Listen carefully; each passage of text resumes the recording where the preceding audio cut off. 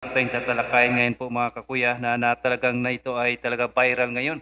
No, isang 70 Adventist, isang debater ng 70 Adventist DE po mga kakuya na si Brother Amik Taglinaw po mga kakuya, no?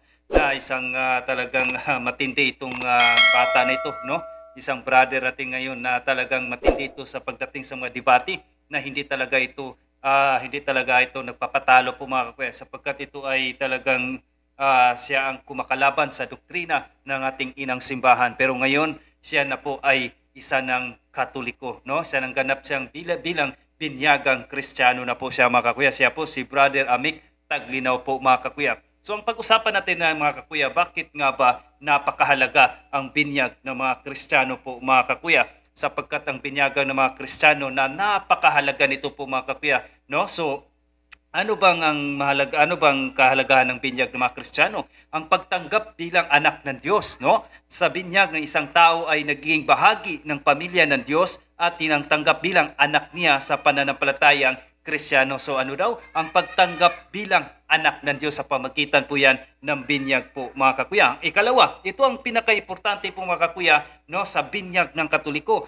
Ang pagkakasalang original sin ay nahuhugasan sa paniwala ng simbahang Katoliko. Ang binyag ay naghuhugas ng kasalanang minana mula kay Adan at iba po mga kakuya. So therefore po mga kakuya, kapag wala po tayong binyag bilang mga Kristiyano sa Katoliko, ay nandoon pa nanatili ang ating original sin, ang tinatawag po mga kakuya, salang mana kay Adan at iba. Ganun kahalaga ang ating binyag po mga kuya sa simbahang Katoliko. Kaya nga mga CFD palagi nag-aakay sa mga nandun pa sa mga naging anti-Catholics pa, no, nasa labas ng simbahan ng Katoliko. Kaya nga ito yung ang misyon namin po mga kakuya, lahat ng CFD na ipahayag ang doktrina ng ating inang simbahan. Ang ikatlo, ano bang pinakamahalaga? Bakit mahalaga ang binyag ng mga Kristiyano? Ikatlo, pagiging membro ng simbahan, no? Isang tao sa simbahan ang katawan ni Kristo at binibigyan siya ng tungkuling mamuhay bilang isang Kristiyano. So therefore, ang ikatlo po mga kakuya, pagiging membro ng simbahan. Ibig sabihin, kapag nabinyagan na tayo po mga kakuya, may tatak na tayo sa nag-isang may tatak na tayo sa nag-isang Diyos na may tatlong persona. Binyagan kita sa bibinyagan ko sa pangalan ng Ama, Anak at ng Espiritu Santo. So therefore po mga kakuyang, bininyagan tayo sa nag-isang Diyos na may tatlong persona. Ibig sabihin, parang kung papasok ka sa mga prat-prat ngayon, so may mga palatandaan sila po mga kakuya na kayo ay membro na nila. So dito sa pagdating sa spiritual life natin mga kakuya, ito yung palatandaan na tayo ay membro na ng ating inang simbahan, no? So pagiging membro ng simbahan, yan po ang ikatlo.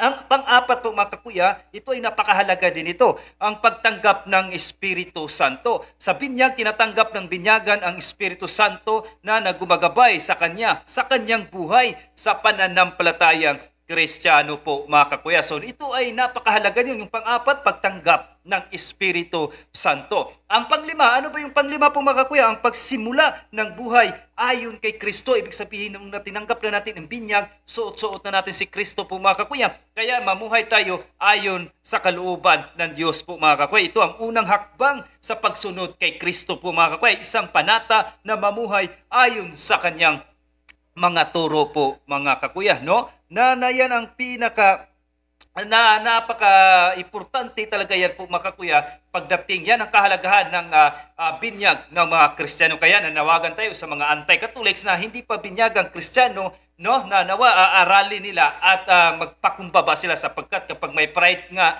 tang isang tao, hindi papasok ang banal na espiritu sa ating mga puso po at sa ating buhay po mga kakuya. So ano bang kapag may mga taong naligaw ng landas at bumalik sa inang simbahan po mga kakuya, ano bang patunay natin dito? Ayon po sa Lucas 15 verse 7, ay ito ang sinasabi niya. Sinasabi ko sa inyo, magkakaroon ng higit na kagalakan sa langit dahil sa isang makasalanang nagsisi kaysa siyampot siyam na matuwid na hindi nangangailangan ng pagsisisi. So therefore po mga kakuya, ang taong daw makasalanan ay grabing kagalakan doon sa langit. Ang mga anghel nagsaya po mga kakuya sapagkat may tao daw nagbalik loob sa inang simbahan. At ipinakita dito na ang pagbabalik ng isang taong naligaw ay isang malaking kagalakan sa Diyos. Kaya nga ito yung trabaho ng mga CFD na ipahayag ang katotohanan, lalo na po ang turo ng ating inang simbahan. Ikalawa,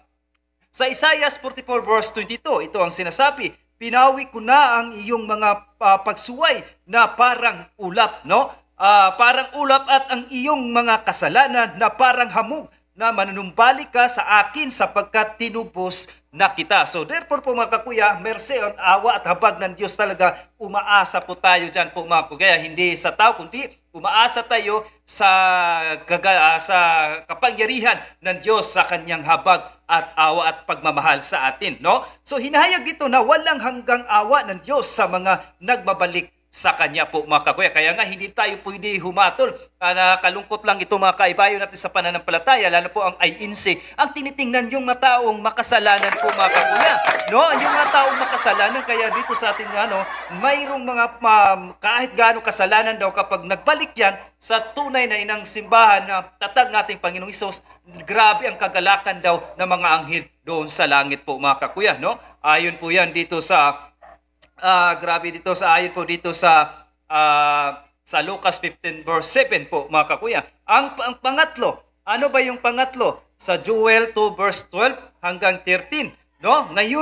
Ngunit ngayon sabi ng Panginoon, manumbalik kayo sa akin ng inyong buong puso ay may pag-ayuno, pagluha at pagtangis. Huwag ninyong punitin ang inyong mga kasuotan kundi ang inyong mga puso. So therefore, hindi lang panlabas ang tinutukoy dito na nakikita sa mga tao nagsisitay, kundi ang ating mga puso na talaga sa ating pag-iyak galing sa ating puso, yan ay tanda talaga ng ating pagsisisi, ating pagkukulang, ang ating malaking kasalanan sa Diyos po mga kakuya. Pinapakita nito na ang tunay na pagbabalik sa Diyos, no, ay ang nagmumula sa puso at may kasamang pagsisisi po mga kakuya. No?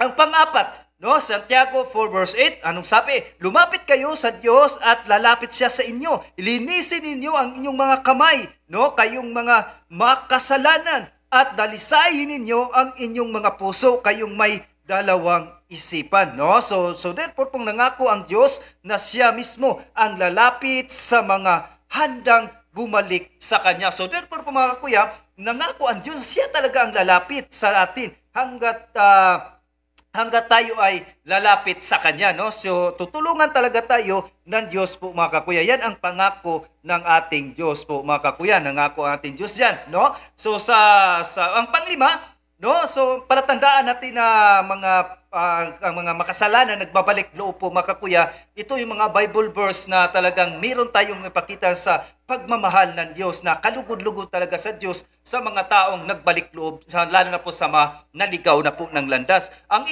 ikalima sa 2 Kronika, no, 7 verse 14, at ito ang sabi, kung ang aking bayan na tinatawag sa aking pangalan ay magpakumbaba, manalangin, hanapin ako at talikuran ang kanilang masamang mga gawa, no, diringgin ko sila mula sa langit, patatawarin ko ang kanilang mga kasalanan at pagagalingin ko ang kanilang lupain. So ito ay isang paanyaya ng Diyos ng kanyang bayan na bumalik at humihingi ng tawad upang makamtan ang kanyang pagpapala. So dito papasok nga talaga mga pagpapala talaga ang Diyos talaga po mga kakuya. Siya ay handa talaga tayo ay tulungan po mga kakuya. Ang pagbabalik ng simbahan ni Kristo ay isang pagpapayag ng pagsisisi at pananampalataya. Lagi tayong tinatanggap ng Diyos ng may bukas na mga bisig tulad ng isang ama ng kanyang mga anak po mga kakuya. So therefore, congratulations pala sa ating brother Omic Taglinaw po mga kakuya, no? Congratulations, siya ay isa ng ganap na Katoliko po mga kakuya. Ayon po sa 28 verse 19, no? So talagang gawing daw ang alagad ang buong mundo. Ibig sabihin universal, no? Catholic City, no? gawing alagad. Ibig sabihin, nung nabinyagan na siya, naging alagad na siya ni Kristo. Ngayon ay patuloy siya na ngayon nagsumikap, no, bilang CFB. Ngayon ay CFB na rin, si Bro Amik, at nagtanggol na rin sa ating pananampalataya. So, God bless sa iyo, Bro Amik, sa iyong pamilya, na sana patuloy ka, no, at wag na sana natin maalisin ang ating panalangin, lalo na po sa debosyon natin sa mahal na Rosario, sapagkat ang mahal na Birheng Maria ay siyang gagabay sa atin bilang kanyang mga anak po, mga kagawasa, bilang espiritual, no? So ang mahal na Birhen Maria ay patunay din na gagabay sa atin, katulad ng paggabay niya sa kanyang anak, walang iba kundi ang mahal nating Panginoong Hesukristo. Kaya muli, congratulations, Bro Amik Taglinaw, no? Sana sa iyong pagpatuloy at patuloy pa mag-aral sa ating doktrina para mas lumalim pa ang ating mga paniniwala bilang mga Kristiyano at sa doktrina ng ating inang simbahan. So God bless at ingat, lalo na po sa iyong pamilya. Congratulations, no, Bro Amik Taglinaw, siya ng ganap na binyagang Kristiyano po, mga kuya. So congratulations, God bless po sa ating lahat po, mga kakuya.